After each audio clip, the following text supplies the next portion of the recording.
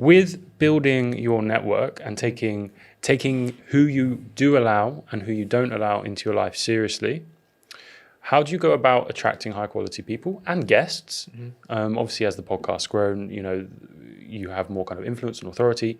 But how do you go around finding and noticing when someone's worth listening to, when someone's worth building a relationship to? And look, you're a very open guy. Like, you'll give anyone the time of day. You're not just one of those people who's like closed off. You're very fucking busy, but you're very open to people as well. But then the people you choose to kind of like, right, I'm going to go deep with you, or we're going to kind of build a relationship. What is it you look for in those people to actually build a solid, like, lifelong, long-term games with long-term people? Focusing on their friendships off first. I follow Hormozy very closely, and I take, this like approach very seriously. Does the individual say good things about me behind my back? And secondly, does he move me forward towards the goal? Yep. Simple. And 99% of people don't fall into both brackets. Most people don't fall into both brackets. It might be one. You might be lucky to have someone in one, and it's an angel that falls into both. So my partner, for instance, she falls into both. She says good things about me behind my back, and she moves me towards my goals, which are the podcast, the business, even just like on a broader impact scale.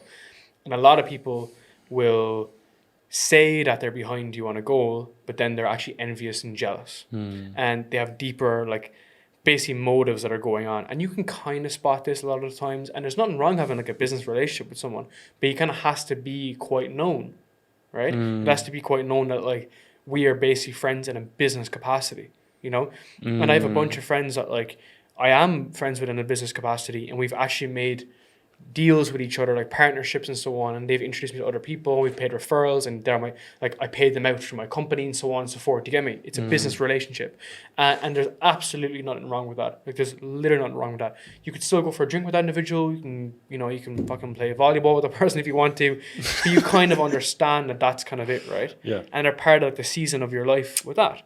But then an individual then who truly is like an actual friend, the unfortunate truth is that you don't actually have that many friends. And you probably won't have many friends. And the best way to test that is going to be with time. Because when you leave the gates of university or school, so on and so forth, you're all friends because you're all roughly the same. You're all broke. You're all from the same hometown. You're all from the same, area, same interests. So you don't have much differentiators. Some guys could be taller, better looking, faster, stronger, but generally it doesn't really make a difference. But as the years go on, and I'm going on 28 this year, we've seen a massive disparity in basically people pushing on and moving on. Now, the reason why some people don't push you, aren't behind you and move you towards a goal, is because they realize what they could have been as a result. So they look at you, and bear in mind, I am the D student. I got all C's and D's in my GCSEs, the equivalent in Ireland, and in my leaving cert, which is your A levels, I studied for 2 years straight and got 485 out of 600 points, which puts me in like the top 20 percentile, like horrific, right? So I did all that work, and I still am a dumbass. In university, I had a first class honours every single year because when people were out partying and taking drugs, I was in a library with no windows. I was studying in a library with no windows, and I turned green from studying for so long. My face turned green I'd been in there for 6 months. People said it was extreme. I got a 1-1. That's what I say. All right. And I was the only student, not the only, but one of the only students to get 4 1-1s in a row. I'm more stupid than you. You got to think about that. So again, we're roughly the same. But as time went on, I just took those values forward, like knowing that input equals output and more input equals more output. I was able to take that forward. So now as the chess pieces have been laid out, and there's been a couple of moves of chess being played, we can see that massive disparity. And the individuals who thought that they were quite similar to you actually aren't, and that they're not the ones that are pushing you forward. Now, some people are. I have a few close friends, like very, very close friends that are. And actually, some of them are coming to stay with me here pretty soon. But most of you will find that they don't push you on. Now, the talking behind your back scenario, unfortunately, you can never really test that. You just have to trust and a faith in that. But for the most part, those individuals who will strive towards a goal will be in that bracket. Yeah. Right? And that's the unfortunate truth. Like, that's just a reality of life. And you can say that people don't talk about that, but Well, the reason why that's a problem is because a lot of people will get their coping mechanism or their dopamine rewarded by talking about individuals. And at times, I've even done that at times. You'll say something about someone passive aggressively or whatever, and that will have that coping mechanism while you aren't that individual. And that's just it's just a factor of life, right? You go all the way back to like Roman Empire when people had, when they were trying to appease the people of the city, and they were trying to get them to not revolt and not throw their hand up and not talk shit and not talk rumors. That's the problem that they were dealing with back then. And it's the same problem right now. All the secrets and conspiracy and bureaucracy that comes with building and so on and so forth. It's a massive component. So that's the first case. The second case in that then is that I generally try to remove myself from a lot of stuff. I'm largely like out of the game. And I've said this to you before as well. The kind of sometimes the issue I have with being part of a group, so let's say a Red Pill community or the Twitter community, or like let's say the Instagram Ass and Abs community, or even the YouTubers community, is that you are kind of recognized as that individual in that group. My approach to a lot of this stuff is just being a category of one. It's just you are that individual. You are the niche, you're the product, you're the service, you're that guy. You're just someone who's on his own.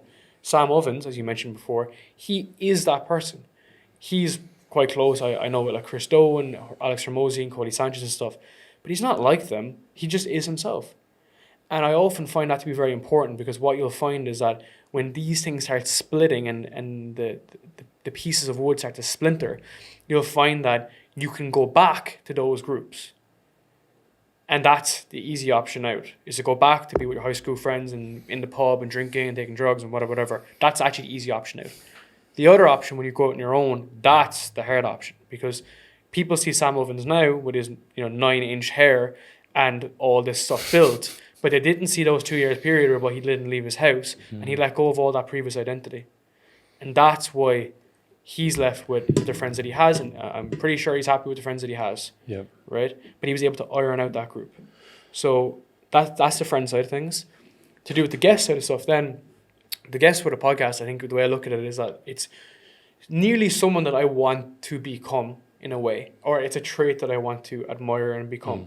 So someone like Justin Waller, for instance, he's a very honorable man, no doubt about it. He's good at integrity. He's a honorable, virtuous, really good man, and I learn a lot from him. Someone like Sterling Cooper kind of reminds me of how I should be a bit more relaxed at times, maybe to some degree, right? Because you can have all the wealth and the fun, but you kind of have to have the fun. Someone like Jack is someone that I massively look up to, because Jack is like, he's like Superman, right? He like picked up guitar and he can play guitar perfectly in like 20 days or some shit. You know what I mean? Like, so they're individuals I nearly strive to be towards for one particular trait. It might not be all their traits, but one particular trait. Someone like Dr. Gadsad, who's 50 or 60 years old, he's like voracious reader and learner, and that's something that I would take from him. Was like, the goal is to be ever evolving and have that hermit crab effect, the shell being shelled and comes out, and you have a new identity.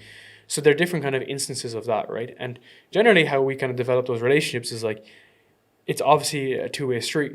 They would have to see something that's obviously valuable within me as well. And I just generally, for the most part, just try to be as like welcoming and as kind and as hot as possible. As possible, really, and just trying to be an individual that is there to like help. So what I often kind of say to some guests as well, and at the end of it is like, which is true, like, you've done so much for me, like I would love if there's anything I can do for you, basically, right?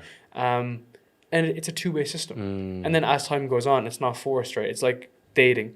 If you go up to a chick in a bar, she's like, this guy's a loser. But if you stay far away and you kind of introduce you to a friend and so on and so forth, she'll realize that this person's decent, right? Well, it's giving without expectation of anything in return.